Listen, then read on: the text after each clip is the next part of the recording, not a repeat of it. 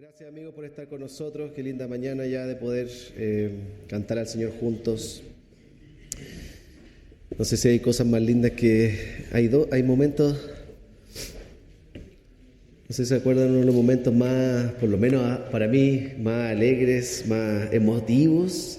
Es cuando se escucha un estadio cantando el himno nacional chileno. En esos tiempos que se escuchaba el himno nacional en un estadio de la selección, que hace rato no pasa eso. Pero cuando escucháis el himno, y generalmente puros hombres cantando, yo ya con eso me emociono. Y cuando dice, de los libres, como que me pone la piel de gallina. Y momentos como este, cuando escucho hombres cantando y estamos todos cantando al Señor. Demasiado emocionante, demasiado animante, y ya con eso estoy más que pagado para hoy. Pero vamos a meternos también a la palabra del Señor, que es lo que también nos tiene acá para compartir, para animarnos. Gracias a todos por venir hoy día, en medio de todas las cosas que están pasando, quehaceres, sus propias aflicciones también. Y estar hoy día acá es muy valioso. El esfuerzo de venir a animarnos juntos, ver a varios que quizás no nos veíamos desde la jornada de hombres del año pasado, quizás no nos veíamos, no sé. Así que gracias, y no solo a los anglicanos que están acá, sino también hermanos de otras iglesias, de la Quinta Región, mis amigos que están aquí ya, otras iglesias que están por acá, otras denominaciones. Eso nos anima mucho, a mí me encanta que estén acá, a todos nosotros también. Así que siéntanse bienvenidos, amigos, todos. Si bien esto parte como anglicano, pero oye, si todos los que quieran venir, bienvenidos, ¿ya?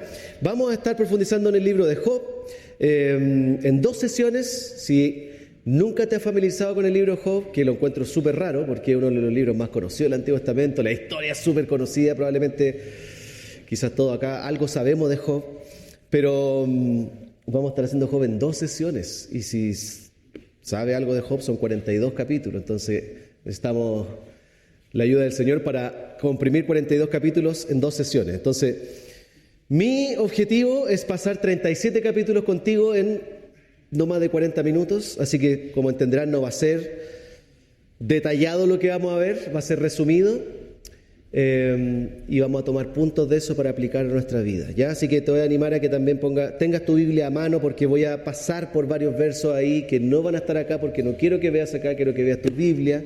Entonces tenla ahí, si es que tienes el celular, trata de no irte hacia otra parte del celular, y metámonos a Job ahí, que yo creo,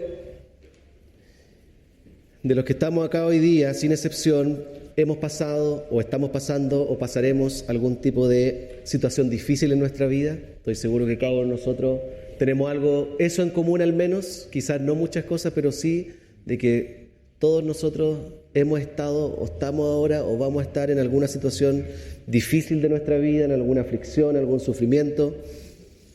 Pero estoy seguro que ninguno de nosotros experimentará lo que Job ha experimentado. Quizás ahí nos diferenciamos de Job. Todos vamos a experimentar sufrimiento, pero probablemente no como el de este hombre que vamos a profundizar en estos minutos.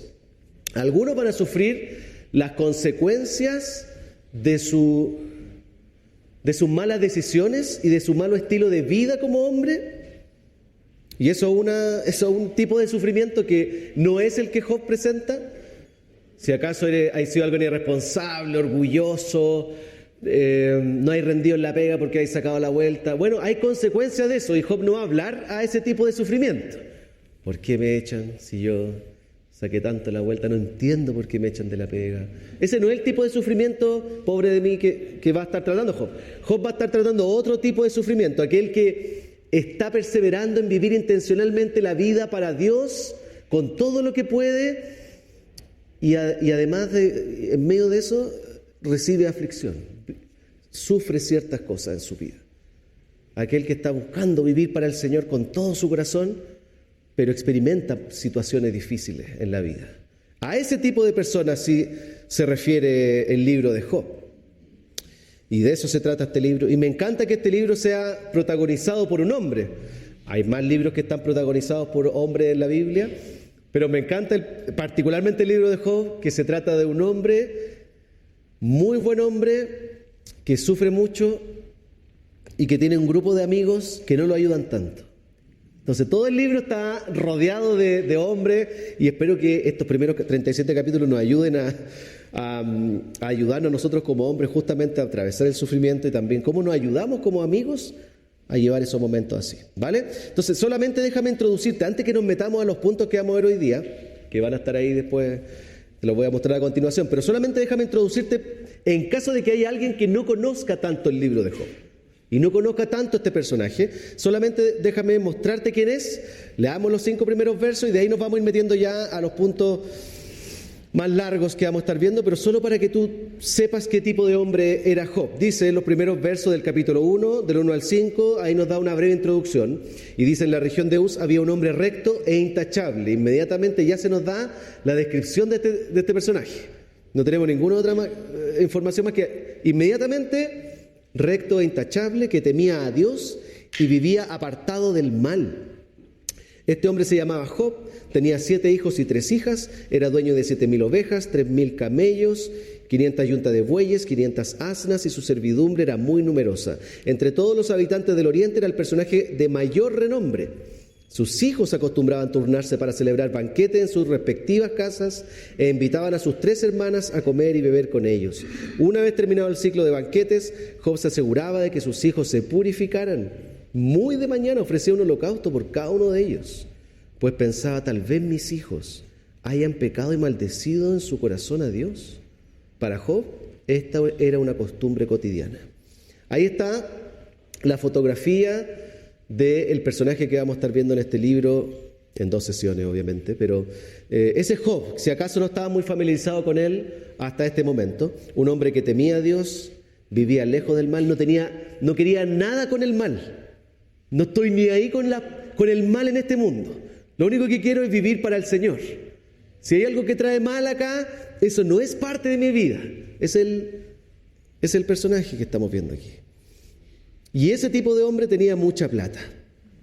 Entonces es posible ser piadoso y tener plata, ¿ya? Por si acaso. Si alguna vez pensaste que esas dos cosas no van juntas, Job es la imagen perfecta de alguien que tiene plata. Tiene recursos, tiene empresa, tiene emprendimiento, tiene servidumbre, tiene harto ganado, es un gran emprendedor y es piadoso. Es posible tener ese tipo de hombres. Y es un personaje de renombre, ¿no es cierto? Lo dice ahí el final del verso 3. Y tiene 10 hijos. Y me encanta que Job sea un hombre preocupado por la fe de sus hijos. No sé si lo viste ahí al final. Su preocupación más grande cada día, porque dice que era una costumbre cotidiana, ver el estado de la fe de sus propios hijos. Y que ojalá en ningún momento de su corazón en el día mis hijos, dice ahí, hayan pecado y maldecido en su corazón a Dios. Y todos los días Job se preocupaba de eso y hacía un holocausto para pedirle al Señor por sus hijos. Entonces era un hombre, por más que sus hijos ya vivían en sus casas, eran independientes, tenían sus trabajos, tenían sus familias, Job estaba preocupado a sus hijos y de la fe de su hijo constantemente. Ese es el tipo de hombre que nos presenta al principio de este libro. Y probablemente la única diferencia, creo yo, entre tú y Job es que tenía más plata que tú. Estoy seguro que el resto de cosas somos similares a Job, ¿cierto?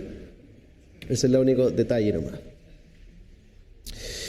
Pero este es el tipo de hombre que va a enfrentar una de las peores tragedias en su vida. Y me voy a saltar varios detalles, pero vamos a ver qué cosas pasan en su vida y vamos a ir inmediatamente a ver eso. Este hombre tan piadoso, amando al Señor, viviendo para Él, cuidando a su familia, cuidando a sus hijos, sacándose la mugre para el trabajo, yendo a la iglesia cada semana, etc. Vamos a ver qué pasa con su vida. Mira el capítulo 1, verso 13. Y aquí nos resume de aquí en adelante todo lo que experimenta. Y te voy a pedir que lo asimiles, porque todo este relato de lo que él experimenta ocurre en un solo día. Llegó el día en que los hijos y las hijas de Job celebraban un banquete en casa de su hermano mayor. Entonces un mensajero llegó a decirle a Job: mientras los bueyes araban y los asnos pastaban por allí cerca, nos atacaron los de Sebá y se los llevaron. A los criados los mataron a filo de espada. Solo yo pude escapar y ahora vengo a contárselo a ustedes. Verso 16, no había terminado de hablar este mensajero cuando uno más llegó y dijo, del cielo cayó un rayo que calcinó a las ovejas y a los criados. Solo yo pude escapar para venir a contárselo. Verso 17, no había terminado de hablar este mensajero cuando otro más llegó y dijo, unos salteadores caldeos vinieron y dividiéndose en 3 grupos, se apoderaron de los camellos y se los llevaron. A los criados los mataron a filo de espada. Solo yo pude escapar y ahora vengo a contárselo. Todo eso en un periodo de un día, una jornada. Verso 18. ¿No había terminado de hablar este mensajero? Todavía, cuando llegó otro y dijo, los hijos y las hijas de ustedes estaban celebrando un banquete en casa del mayor de todos ellos, cuando de pronto un fuerte viento del desierto dio contra la casa y derribó sus 4 esquinas. Y la casa cayó sobre los jóvenes y todos murieron. Solo yo pude escapar y ahora vengo a contárselo. Todo eso es lo que le pasó a este hombre justo, bueno, emprendedor, familiar, dedicado, preocupado, que ama al Señor. En un solo día, no sé cuánto tiempo pasaba entre que hablaba uno y hablaba el otro mensajero, pero no había terminado de hablar uno cuando llegaba el otro.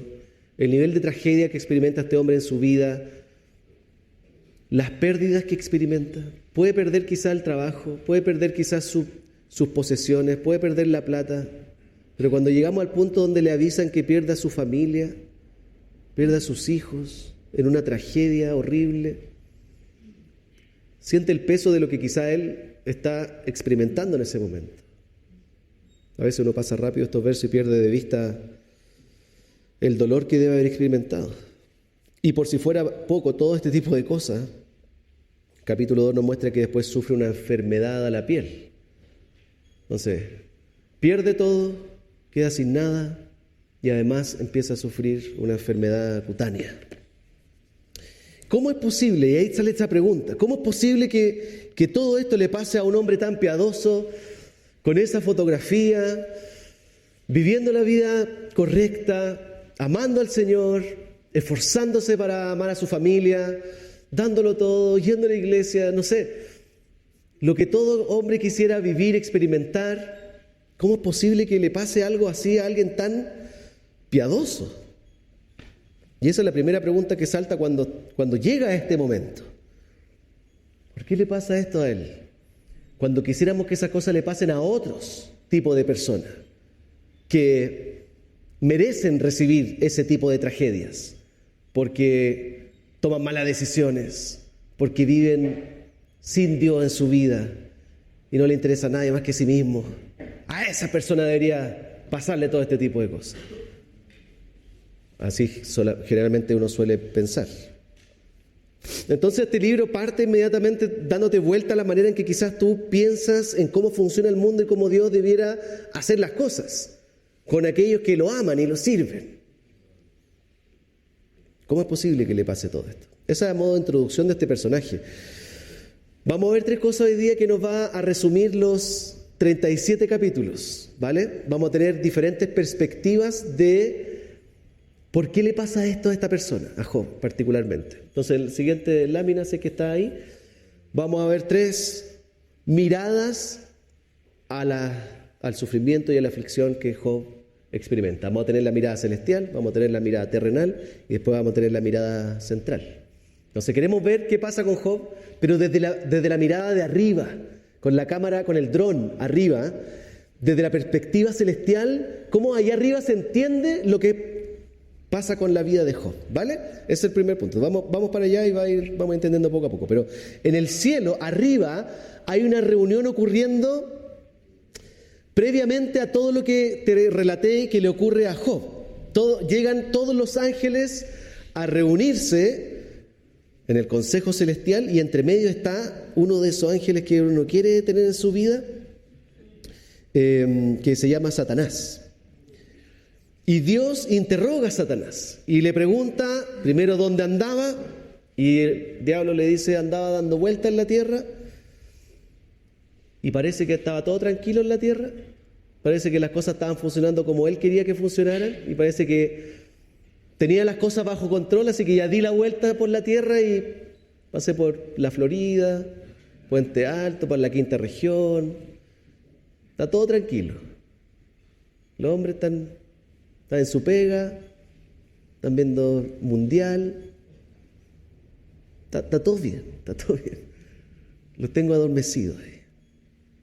Y llega acá a presentarse ante. Y el Señor le pregunta de la nada si acaso ha puesto su atención sobre una persona específica. Capítulo 1, verso 8 lo dice, ¿no es cierto? ¿Te has puesto a pensar en mi siervo Job?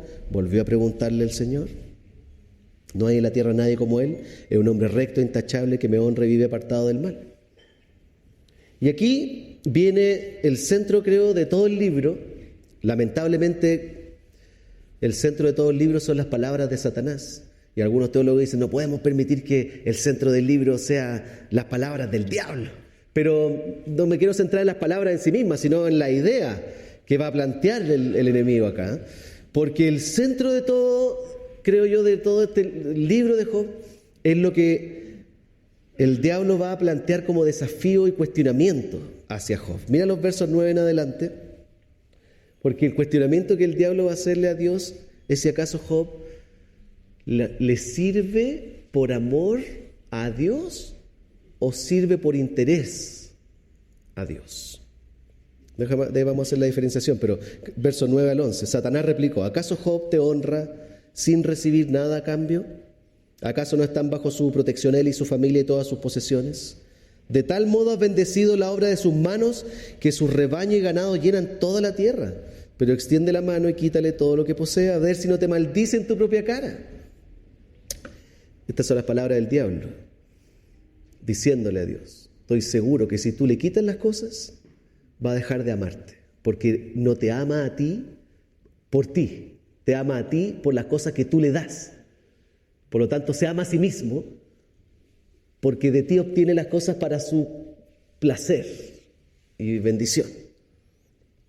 Y en el capítulo 2 se repite la misma conversación, vuelve a decir lo mismo, pero acá el diablo quiere atacar su salud y le dice, bueno, ver si ahora que lo pierde todo, si lo atacamos en su salud, va a seguir adorándote.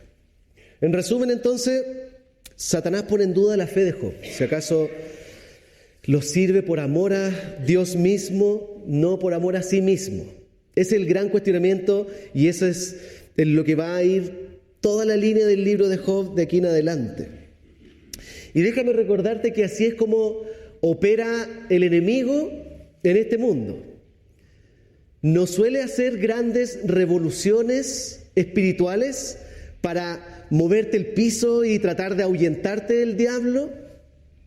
No suele hacer grandes declaraciones de guerra, ni, revoluciones nucleares para decir aquí estoy el diablo y quiero ahuyentar a todos los cristianos y los hombres específicamente. No suele operar de esa manera, puede hacerlo, ¿cierto? Pero una de sus más grandes herramientas es traer y sembrar este tipo de dudas y traer este tipo de mentiras en la vida de cada persona. Su principal objetivo es tratar de tener a la gente lejos de Dios y enfocada en las cosas que Dios puede dar antes que en Dios mismo. Y esa es una de sus grandes herramientas que usa para desviar la atención de la gente.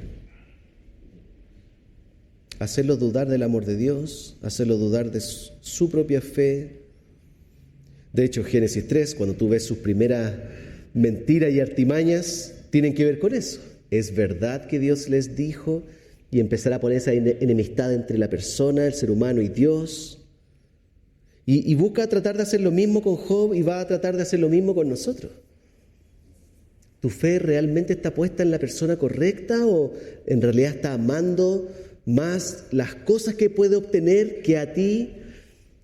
Y va a tratar de hacernos constantemente dudar, desconfiar y desviarnos de ese tipo de idea. Lo más probable es que el diablo lo más que va a hacer es tratar de enfriar tu amor por él.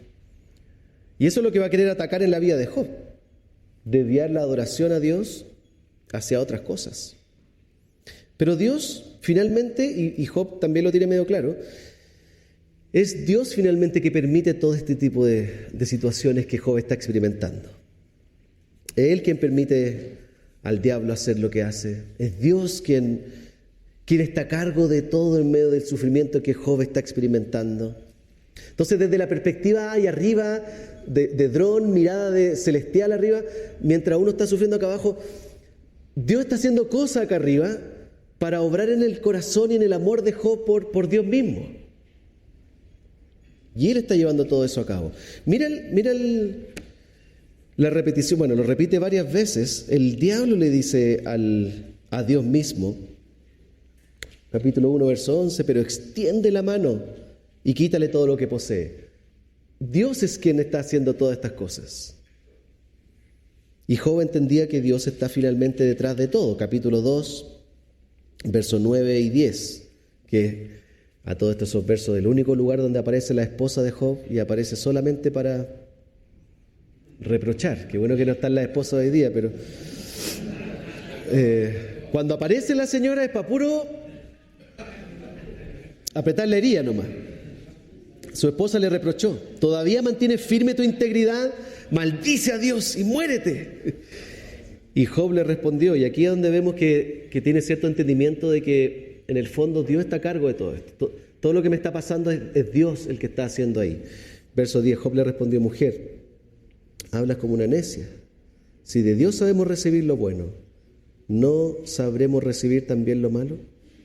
A pesar de todo esto, Job no pecó ni de palabra.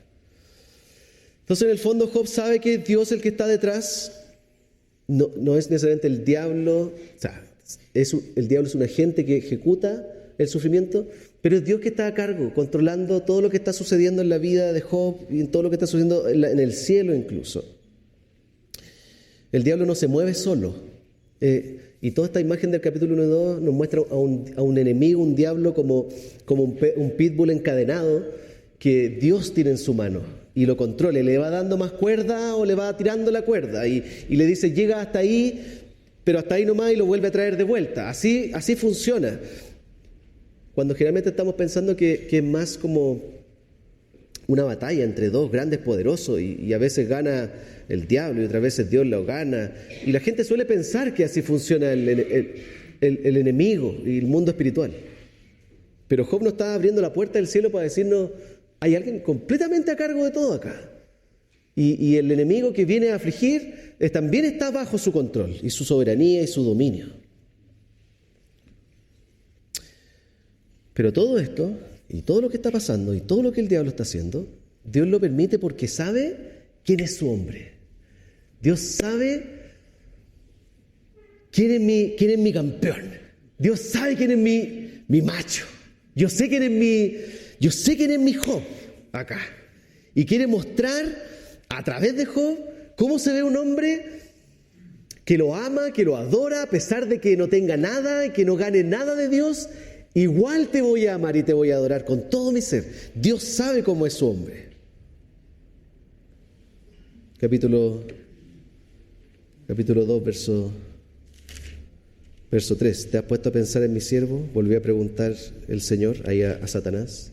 No hay en la tierra nadie como él. Es un hombre recto, intachable, que me honra y vive apartado del mal. Y aunque tú me incitaste contra él, ahí está nuevamente Dios diciendo que lo que está pasando está bajo su control, para arruinarlo sin motivo, todavía mantiene firme su integridad. Yo sé quién es mi hombre. Yo sé quién es Job. Yo sé que no va a guatear. Yo sé que me ama de verdad. Y lo que estoy haciendo es para mostrarte a ti, diablo, que Él me ama de verdad. Entonces pareciera, si tú ves ese verso, capítulo 2, verso 3, pareciera que no hay un motivo para tanto sufrimiento, porque dice: y aunque tú me incitaste, le dice Dios, contra él para arruinarlo sin motivo. Y ahí uno dice: oye, parece que no hay razón para lo que está pasando acá. No hay ningún motivo para lo que Dios está haciendo, que no tiene lógica en nuestra mente todo lo que está pasando. Pero cuando dice sin motivo ahí, no está diciendo que no tiene un propósito al otro lado.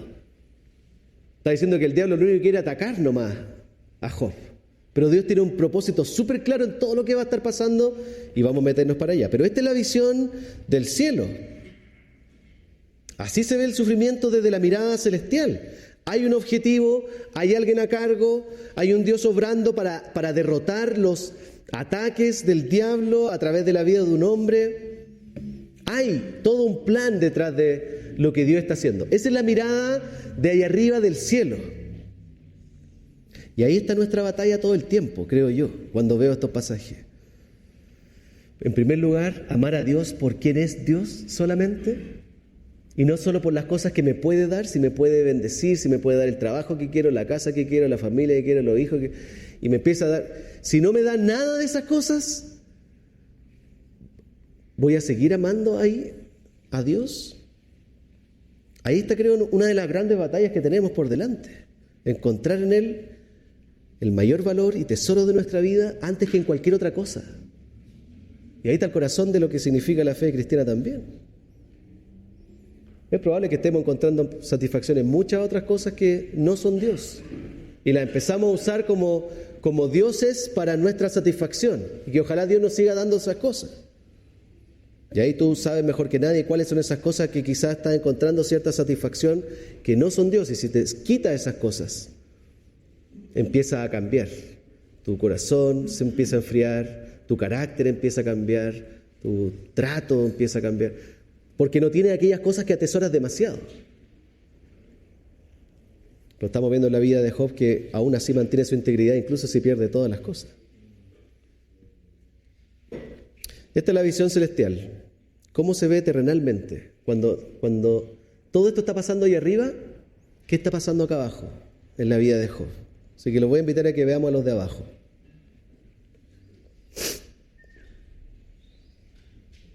A ver. Vamos a la mirada terrenal. Del capítulo 3 en adelante hasta el capítulo 31 vamos a tener la mirada terrenal. Mientras lo que está pasando acá arriba hay una cosa, acá allá abajo hay otra. Todo el resto del libro, si tú te pones a leerlo, que es justamente los capítulos que uno siempre se salta de Job, porque a uno le gusta leer los capítulos 1 y 2 para ver la vida de Job y cómo sufre, y después quiere ver el final de Job, cómo Dios lo arregla.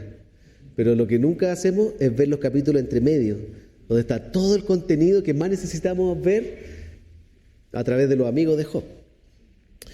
Porque lo único que van a hacer estos amigos es buscar las respuestas de todo este sufrimiento. Van a acompañar a Job, van a tratar de animarlo, van a tratar de corregirlo, le van a traer toda la teología a Job, sin tener claro lo que está pasando ahí arriba. Nosotros sí lo sabemos ahora, pero ellos nunca van a saberlo y van a tratar de ayudarlo acá abajo y tratar de dar respuestas a todas las aflicciones de Job en la tierra. Entonces, bueno, básicamente del 3 al 37 hasta el final son conversaciones entre Job y 4 amigos. Primero 3 y el último aparece al final, ahí lo vamos a dejar para allá atrás. Pero los primeros 3 amigos, Elifaz, Bildad y Zofar. Y al final aparece Eliú. Y aquí están los capítulos que más necesitamos conocer en la historia de Job. Llegan estos 3 amigos que se enteran del sufrimiento de Job, de los capítulos 1 y 2, todo lo que está viviendo, y vienen a acompañarlo. Y están una semana con él, callados alrededor de él, sin decir nada. Y probablemente esa fue la mejor ayuda que pudieron darle en todo el libro de Job. No decir nada y estar ahí.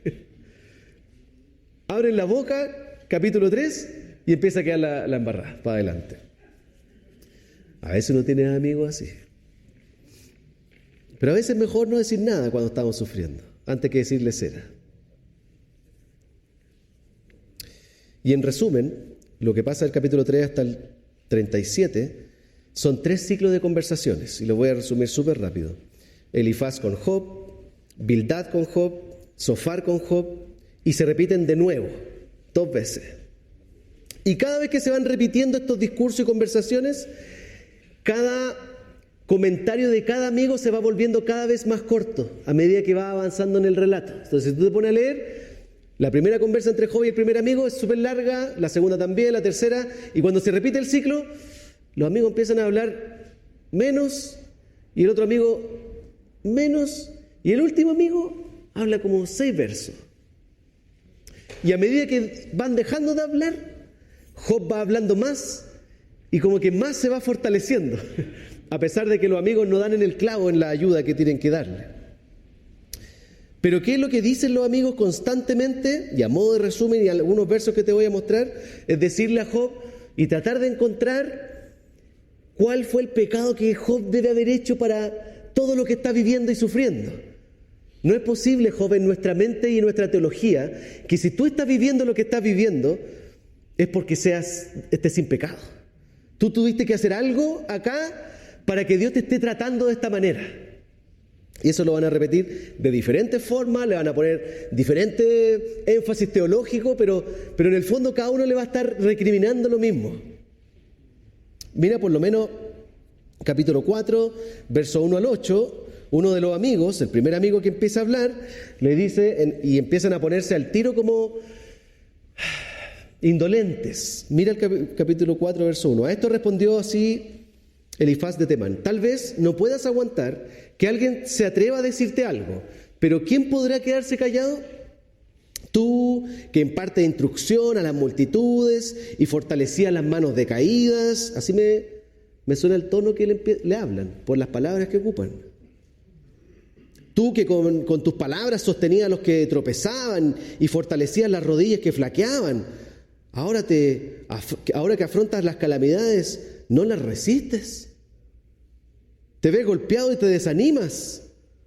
¿No deberías confiar en que temes a Dios y en que tu conducta es intachable? Ponte a pensar, ¿quién que sea inocente ha perecido? ¿Cuándo se ha destruido la gente íntegra? La experiencia me ha enseñado que los que siembran maldad cosechan desventura. Esa es una de tantas que le van a repetir constantemente a Job en el resto del libro. Y este es el primer, entre comillas, amigo, que llega a hablarle y dice: no eres tan bueno para andar aconsejando a la gente. Tú que estás siempre animando a los demás, y te pasa algo y al tiro estás desanimado. Ese es el tipo de consejería que estaban usando ahí los amigos. Porque no le cansaba en su mente, verso 7, que el justo esté sufriendo de esta manera. Los que siembran este tipo de calamidades son los que cosechan. ¿Cuándo la gente íntegra ha sufrido? No, nunca hemos visto eso. Aunque el mismo que está hablando acá en el capítulo 4, y mira conmigo el capítulo 5, muy interesante, porque el mismo que está hablando en el capítulo 5, verso 17, algo tiene de entendimiento, pero está batallando también. Mira el verso 17 del capítulo 5, porque el mismo Elifaz le dice: cuán dichoso es el hombre a quien Dios corrige. No menosprecies la disciplina del Todopoderoso. Entonces, por un lado, lo ataca y le dice: oye, tú que siempre andás ayudando al mundo, ahora a la primera ya estás desanimado. Esos son los buenos amigos. Pero después Elifaz como que entiende: oye, ¿no será que Dios te está corrigiendo? Pero después se le pasa eso. Como que tiene una luz de que pareciera que Dios está corrigiendo algo, pero después se le pasa y sigue volviendo a sus comentarios. A lo que voy con esto es que ese mismo amigo no tiene todo claro. Los justos no pueden estar sufriendo, pero quizás Dios te está corrigiendo, pero se le pasa después y sigue hablándole cera. Todo esto para decirte que en medio del sufrimiento no es fácil entender las cosas que están pasando. Eso es lo único que quiero decirte.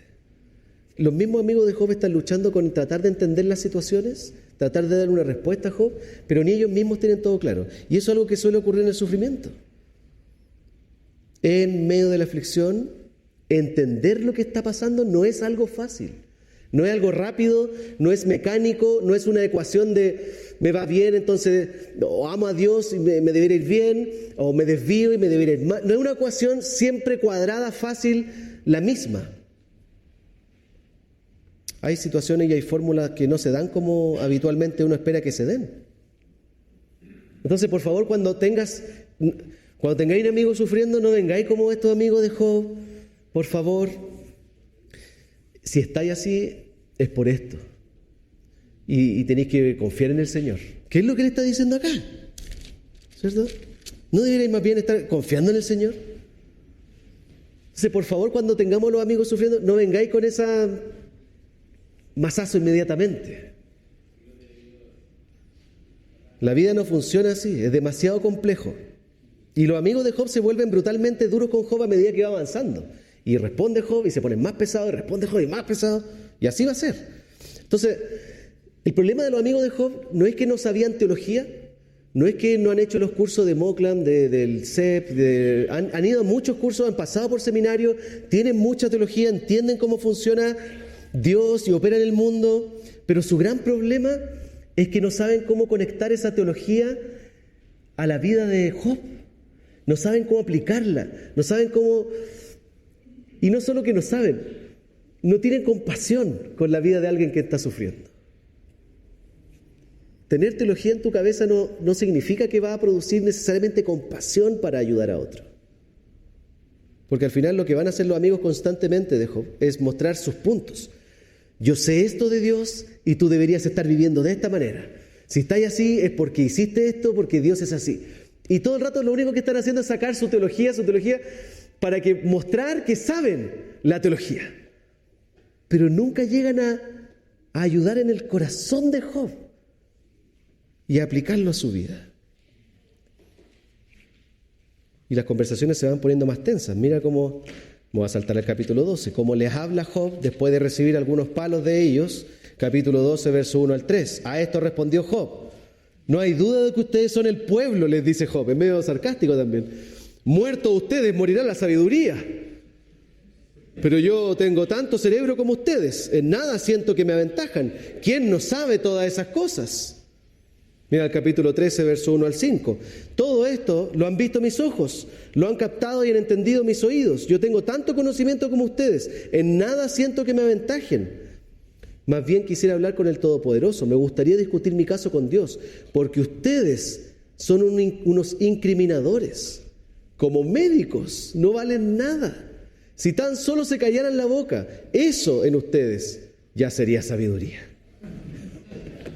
Se pone densa la cosa, la conversación. Los amigos entre comillas, no le dan respuesta a su situación, menos tienen compasión con Job, y empiezan estos altercados donde Job no se siente ayudado por ellos. Mira el capítulo 18, verso 1 al 3. Aquí responde un amigo que se sintió herido por lo que Job dijo. Respondió entonces Bildad de Súa: ¿cuándo pondrás fin a tanta palabrería, Job? Entra en razón y entonces hablaremos. ¿Por qué nos trata como si fuéramos bestias? ¿Por qué nos considera unos tontos? Es tal tu enojo que te desgarra el alma.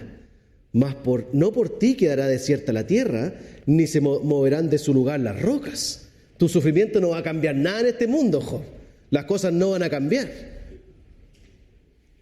Y ahí sigue la conversa y cómo se empiezan a tratar más y más mal. Bueno, capítulo 18 tú lo puedes ver ahí, verso 5 y en adelante.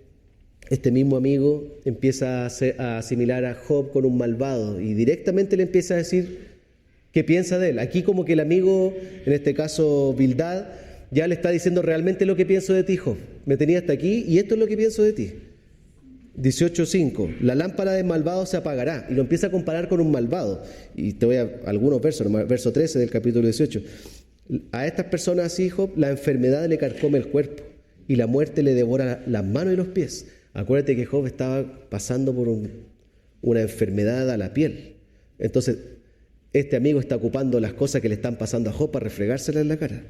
A la gente, a los malvados, se enferman como tú estás enfermo, Job. Capítulo 18, verso 19, al final, al 21. No tiene estos malvados entre su pueblo hijos ni parientes. Nadie le sobrevive donde él habitó. Recuerda que en el capítulo 1 vimos que Job pierde a toda su familia. Y este amigo está tan choreado con Job que empieza a sacarles la pérdida de sus hijos. A los malvados, son los malvados los que pierden su familia, Job.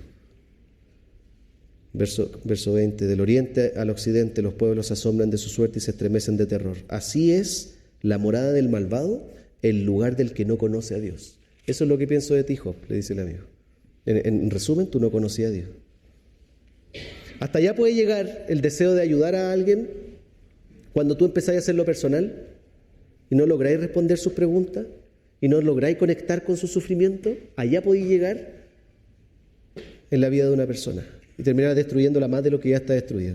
Pero Job va a seguir respondiendo todo el capítulo, todo el libro, que no ha hecho nada específico para estar sufriendo así, lo va a repetir una y otra vez: yo soy inocente, yo sé que soy pecador en esencia, pero no he hecho nada puntual para que Dios me tenga de esta manera.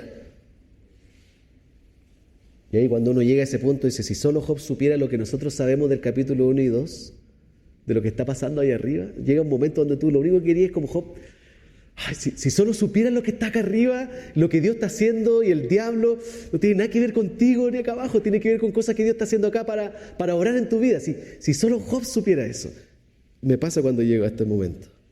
Y me pasa con nosotros mismos. Si solo nosotros supiéramos lo que Dios está haciendo ahí arriba, cuando estamos en medio del sufrimiento, cuando estamos en medio de la aflicción, donde lo único que lográis ver es un poquito más adelante nomás y no tenéis nada más claro por qué están pasando todas estas cosas, y más encima vienen los amigos que no te ayudan tanto, que te traen más malos consejos que otra cosa, y te sentís más solo que nada.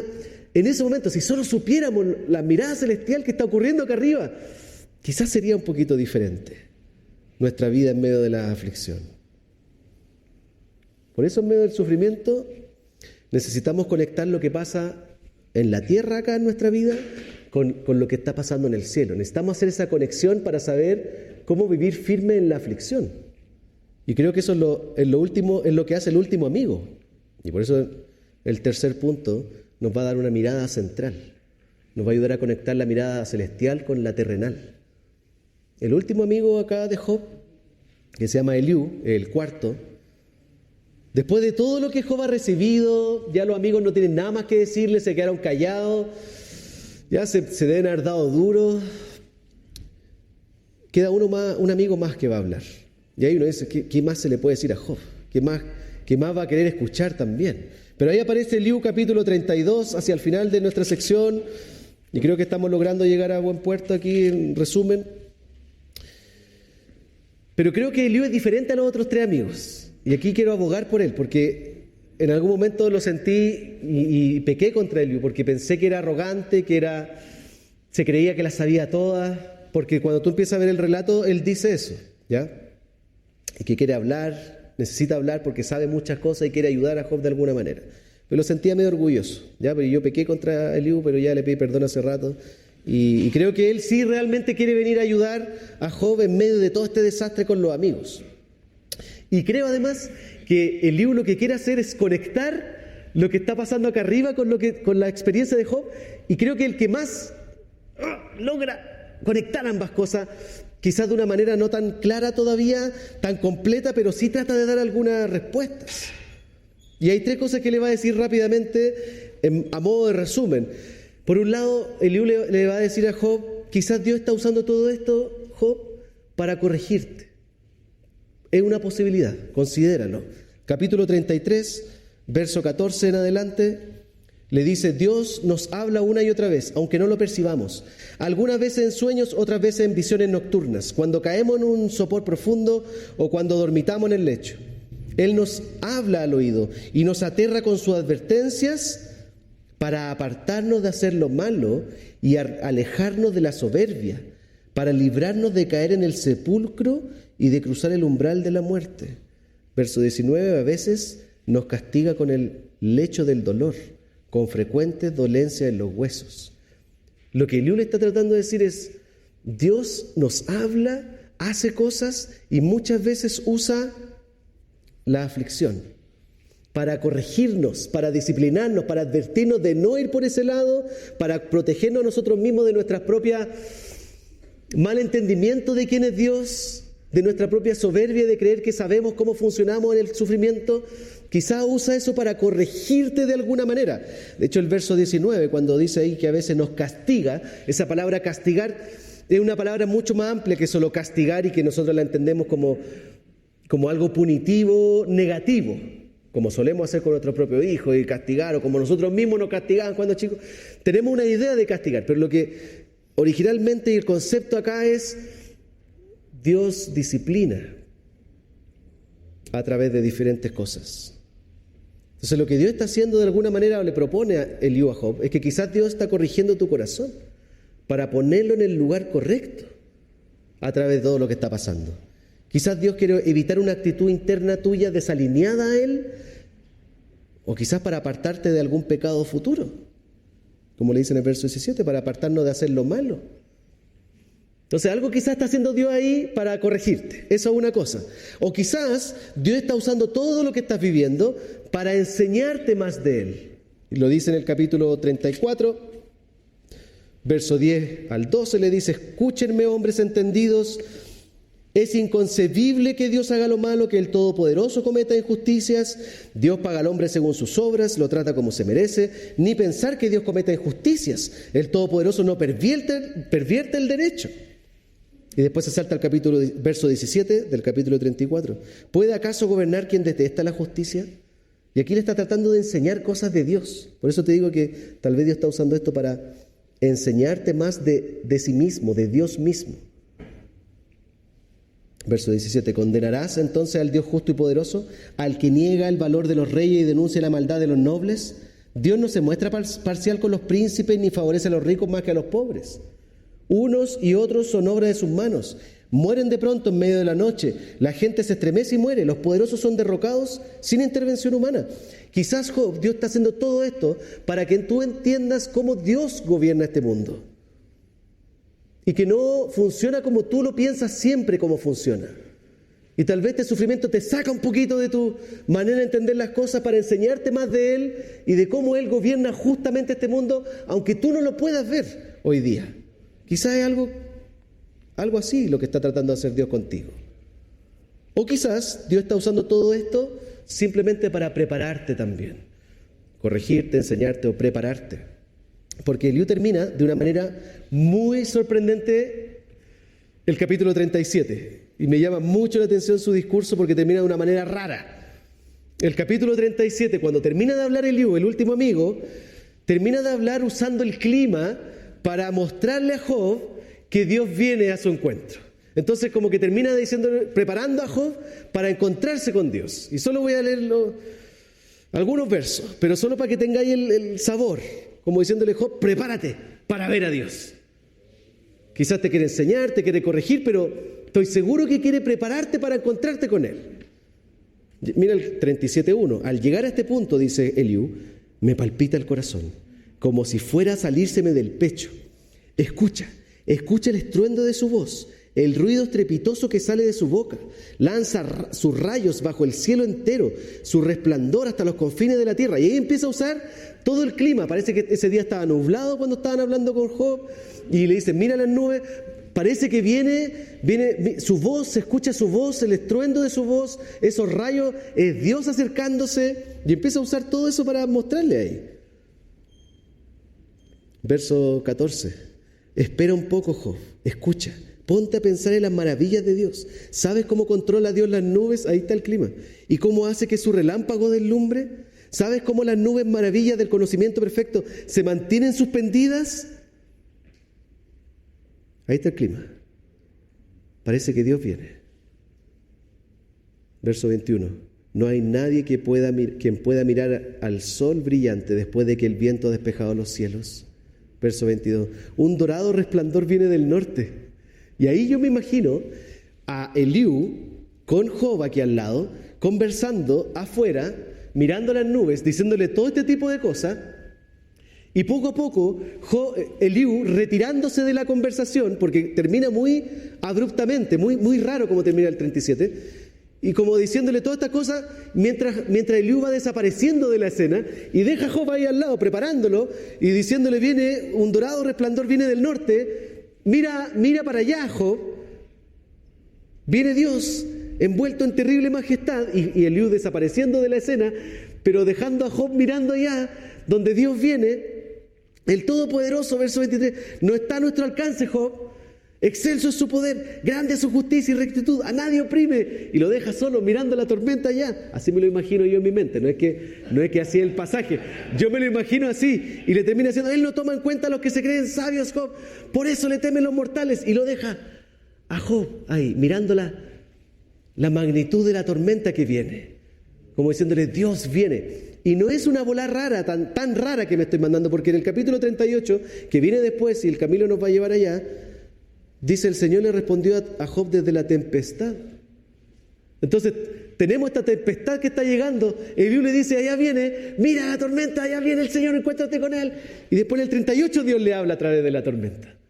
Y ahí desapareció Eliú y no sabemos nada más de él. Por eso creo que le está diciendo, Dios está usando quizás todo esto para preparar tu corazón, para que te acerques a Él, para que estés más disponible ante el Señor, para que conozca a Dios realmente por quién es Él. Anda, encuéntrate con Él ahora. Me pregunta si acaso tú estás preparado para encontrarte con Él hoy día, esta mañana. Quizás todo lo que ha pasado en tu vida ha tenido ese último objetivo, para que haya un Eliú al lado tuyo y te ponga ahí delante del Señor. Ahí está, encuéntrate con Él en medio de tu sufrimiento. No hay ninguna otra cosa más que necesites ahora. Quizás Dios ha hecho todo eso para eso. Ahora, lo interesante de todo es que hasta aquí Job no tiene respuesta al porqué de su aflicción. Nadie le ha respondido aquí a Job por qué está pasando esto. Y esa es una gran pregunta en medio del sufrimiento. ¿Por qué? ¿Por qué pasa esto? ¿Por qué pasa esto? ¿Por qué pasa esto? ¿Por qué estoy así? ¿Por qué me pasa a mí estas cosas? ¿Por qué no le pasa al otro hermano de la iglesia que viene menos a la iglesia? ¿Por qué me pasa a mí, que soy el pastor, que estoy predicando, estoy en la música? ¿Por qué no le pasa al otro? Esa es la pregunta que siempre está ahí dando vuelta. En la Biblia también siempre está esa pregunta. ¿Por qué? En los salmos, el salmista. ¿Por qué, Señor? ¿Por qué, Señor, los malvados triunfan? ¿Por qué, Señor? Siempre es la pregunta del Antiguo Testamento. Y hay un pastor que decía, la pregunta ¿por qué? Del sufrimiento en la Biblia está por todo el Antiguo Testamento. Pero en el Nuevo Testamento no la vemos en los apóstoles cuando sufren injustamente. Me parece súper interesante. No la vemos en Hechos, no la vemos el por qué, no lo vemos en Pablo en sus cartas. Nunca se preguntan eso. Y la pregunta es ¿por qué nunca se preguntan eso? Y la razón es porque entendieron el porqué más grande. Hay un porqué mayor, que ellos ya lo entendieron. Por eso nunca se lo preguntan después. Y ese porqué más grande es el porqué que Jesús en la cruz dice, Dios mío, ¿por qué me has desamparado? Y todos aquellos que entendieron ese por qué me has desamparado, es decir, entendieron el sufrimiento de Jesús y abrazaron lo que Jesús estaba experimentando en la cruz, entienden el porqué de su grito ante el Padre, empiezan a vivir sin preguntarse por qué, porque ese ya se respondió en la cruz con Jesús. Jesús gritó eso porque experimentó el peor sufrimiento que alguien podía recibir, que no era solo perder cosas, personas, que es muy trágico, pero el peor sufrimiento era experimentar la separación de Dios. Job nunca vivió eso. Dios siempre estuvo en medio de su vida, obrando. Pero en la cruz, cuando Jesús grita eso, porque está experimentando la separación con Dios, porque está recibiendo todo lo que nosotros merecíamos recibir por nuestro pecado. Y Él recibió eso para que nosotros pudiéramos gritar, ¿por qué hemos recibido tanta gracia, Señor? No porque hemos recibido tanto castigo. ¿Por qué recibo tanta gracia, Señor? Y cuando tú te preguntas eso, la única respuesta es solo por amor de Dios por ti. No hay nada en ti. Es solo por su amor que has recibido toda esa gracia. Y creo que Eliú está tratando de conectar el cielo y la tierra para entender el sufrimiento. Y en la cruz esa conexión se hace completamente. Se hace real, no solo una palabra, se ve personificada en Jesús. Dios hace sufrir al único justo para que los injustos puedan ser perdonados en ese lugar. Y cuando entendemos lo que pasa en la cruz, abrazamos lo que Jesús hizo por nosotros, vamos a poder empezar a entender nuestro sufrimiento a la luz de lo que Jesús experimentó por nosotros. ¿Y cómo se ve eso? Súper rápido para cerrar, implicancias para ti. Cuando tú abrazas la cruz y ves el sufrimiento que Jesús experimentó en tu lugar, vas a entender que en tu sufrimiento Dios no te está castigando, porque Él ya castigó a Jesús, ya derramó su ira sobre Jesús. Entonces tu sufrimiento no es un castigo de Dios que te tiene que hacer pagar, porque Jesús ya pagó por el pecado. Por lo tanto, empezamos a entender el sufrimiento de una manera diferente. Dios quizá no está disciplinando, como dice Hebreos capítulo 12, Él disciplina a sus hijos, busca corregirlos. Y Hebreos 12 dice que a veces eso nos gusta, nos duele, pero es lo mejor que Dios hace por sus hijos, para ser más como Él, para conocerlo más, para crecer más a su imagen. Quizá en medio de tu sufrimiento quiere enseñarte más acerca de su gracia y veas a través de la aflicción que Él entiende tu sufrimiento, que Él entiende lo que estás pasando, que Él sabe lo que es perder a alguien, Él sabe lo que es ser maltratado injustamente, Él sabe lo que es ser abandonado, Él sabe lo que es ser desobedecido. Eso me afecta a mí cuando mis hijos no me hacen caso. Tú sí, Señor, sabes lo que es ser desobedecido. Tú sabes cómo yo te desobedezco todo el tiempo. Pero en esa desobediencia hay gracia. Y puedo aplicar esa gracia a mis propios hijos. Él sabe lo que es ser burlado. Él entiende lo que podemos estar experimentando. Entonces, nada de lo que podamos vivir está fuera del alcance de su gracia, de su misericordia, cuando abrazamos la cruz. Por lo tanto, no hay nada que podamos perder en este mundo o ganar en este mundo, como si quisiéramos tener algo como Job, pero no hay nada que podamos perder en este mundo que pueda movernos el piso en medio del sufrimiento. Por eso, amigos, podemos estar firmes en la aflicción. Por eso le pusimos así a nuestro tiempo juntos. Vamos a orar ahora al Señor para que nos mantenga firme en la aflicción, afirmado en la cruz de Cristo. Oremos. Señor, gracias por darnos este tiempo ahora. Gracias por permitirnos profundizar en tu palabra, a pesar de que sea bastante resumido, Señor, pero aún así tú nos puedes hablar en cada una de estas cosas que hemos visto hoy día. Gracias por darnos la mirada celestial de todo lo que pasa cuando estamos sufriendo, de que hay alguien a cargo y que las cosas no están a la deriva y que hay alguien obrando en nuestra vida cuando nosotros estamos sufriendo.